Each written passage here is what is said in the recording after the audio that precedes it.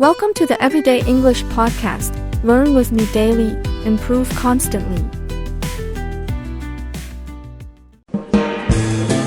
Hello, English learners. Welcome back to English Pod. My name is Marco. And I'm Erica. And we're bringing you a very advanced lesson today. That's right. We're talking about another business topic, aren't we? It's a topic that's kind of popular these days, all about efficiency and reducing costs. So we're going to be talking about the just-in-time philosophy. I don't know much about this philosophy, so good thing we've got Marco here.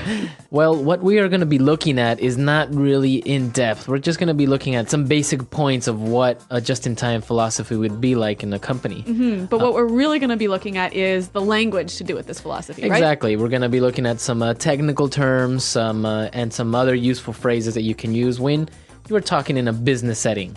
Okay, well, why don't we get started with the language then? Okay, let's take a look at vocabulary preview. Vocabulary preview. On vocabulary preview today, we have the word lead time. Lead time. Lead time. L-E-A-D, lead. Lead time. Right, like lead.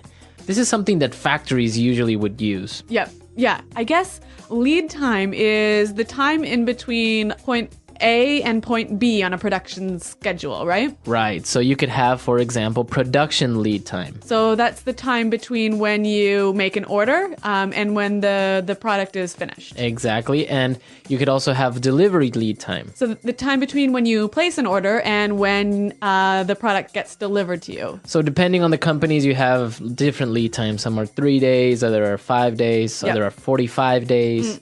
And we at English Pod have a 2-week lead time for our podcast, right? But our delivery lead time is every other day. That's true. Nice. Okay, that's all we're going to be previewing today. So why don't we just listen to the dialogue and then we'll come back and explain some of these tricky vocabulary words that we'll see.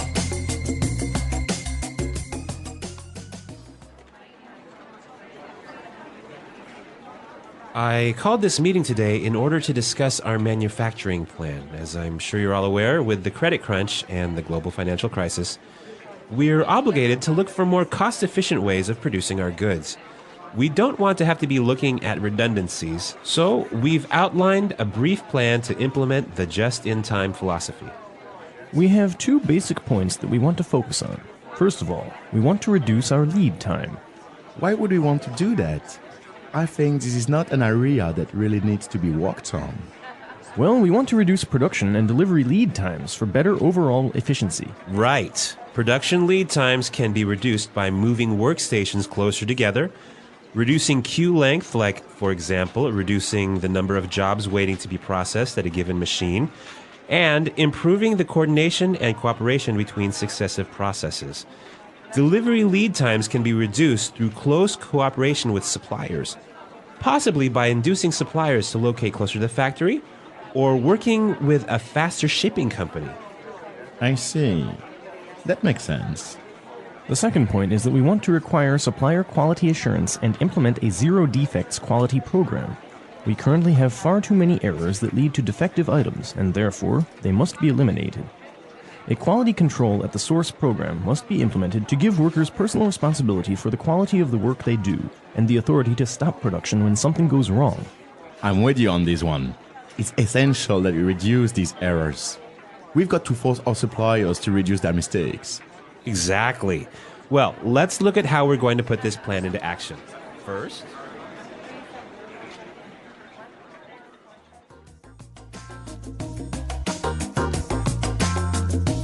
Okay, so they're going to implement just-in-time in their company. Yes. Yeah, I guess they're putting in some cost control measures. So Marco, there's some great language in here. Why don't we look at it now in language takeaway? Language takeaway. Okay, the first word today, redundancies. Redundancies. Redundancies. Redundancies. So this is kind of a strange word because usually a redundancy is when you're speaking, right? Yeah, maybe when you say something that's already been said. Exactly. You say something that has already been said. But we also use it in the business world. Right. And it comes from the base word redundant, right? Okay. Meaning extra, more than what's needed. Okay. So when a person or a position is made redundant, basically it means they get laid off, right? Right. So redundancies are a synonym of layoffs. Exactly.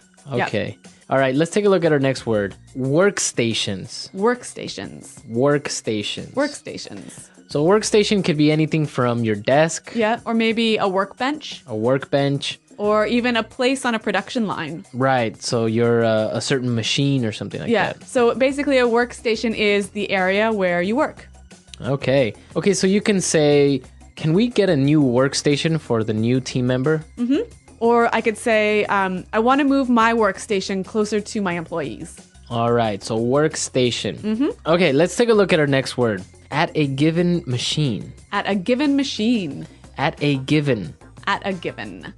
This is an interesting way to say at any machine. Exactly. Okay. Yeah, given here is operating exactly the same as here. The word given is operating exactly the same way as any. As any. Yep. Okay, so let's listen to some examples of how we can change it up a little bit and we can use this given word. Example 1. In this factory, how many cars are in production at any given time? Example 2. On any given day, about 40 million people use the internet. Example 3. Firefighters have to be ready to attend an emergency at any given moment. All right, so any given time, at any given moment. Yep. Any given day. Okay, now let's take a look at our last word today. Defective. Defective. Defective. Defective. So if something is defective, It has a problem with it. it has a problem. Yeah. We can say defective is an adjective. Right. And the noun is defect. Defect. Yep. So if something has a defect, it is defective. Right. So for example, maybe you produce chairs and you make one and this chair is missing a wheel. Okay, so it's defective. Yes. The defect is the missing wheel. The defect is okay. So before we listen to our dialogue again, I want to take a look at this phrase. I'm with you on this one. I'm with you on this one. I'm with you on this one. I'm with you on this one. So what does that mean exactly? I'm with you on this one. I agree with you. I agree with you on this point. Exactly. Okay. So if you agree with somebody on a certain point, you would say, "Oh, I'm with you on this one. I agree with you." Exactly. Okay. So now let's listen to our dialogue again, and we'll come back and talk a little bit more about the history of this just in time.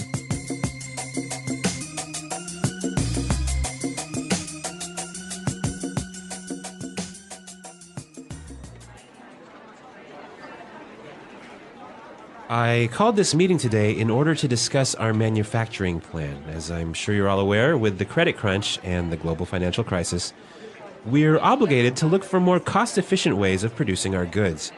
We don't want to have to be looking at redundancies, so we've outlined a brief plan to implement the just-in-time philosophy. We have two basic points that we want to focus on.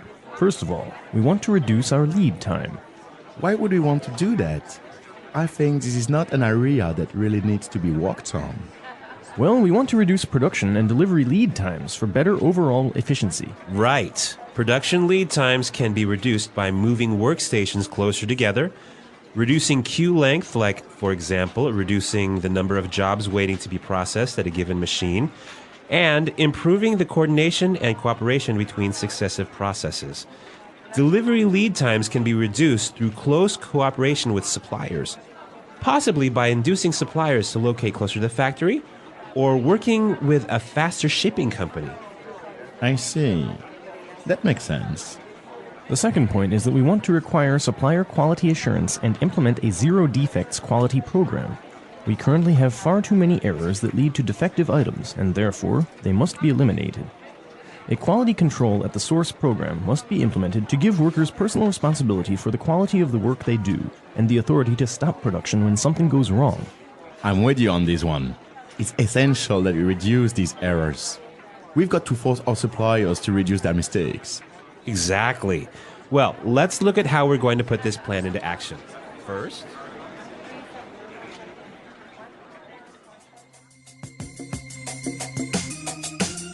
All right, so Marco, I mentioned at the beginning of the lesson that I don't know much about just in time, but luckily you do, right? Yeah, I know a little bit about it. So tell me a little bit about where this philosophy came from. What are the origins of this idea? It actually became really popular with Toyota, and it was called the Toyota production system. So many people think it's Japanese, but in reality, the Japanese got it from the United States. It's a philosophy that was thought up by Ford Motor Company in order to improve their production line. But when the Japanese visited Ford Motor Company, it wasn't fully implemented yet. And oddly enough, they found this philosophy working already in a Piggly Wiggly. What's a Piggly Wiggly? Piggly Wiggly was a chain of grocery stores in the United States. Okay. I'm not sure if they're still around, but yeah, they were really big. And basically, Piggly Wiggly was using this to improve their whole system of shipping and of stocking and everything. Okay, so how does it work? So basically, what you try to do is make your processes more efficient, reduce the amount of space you're using, etc.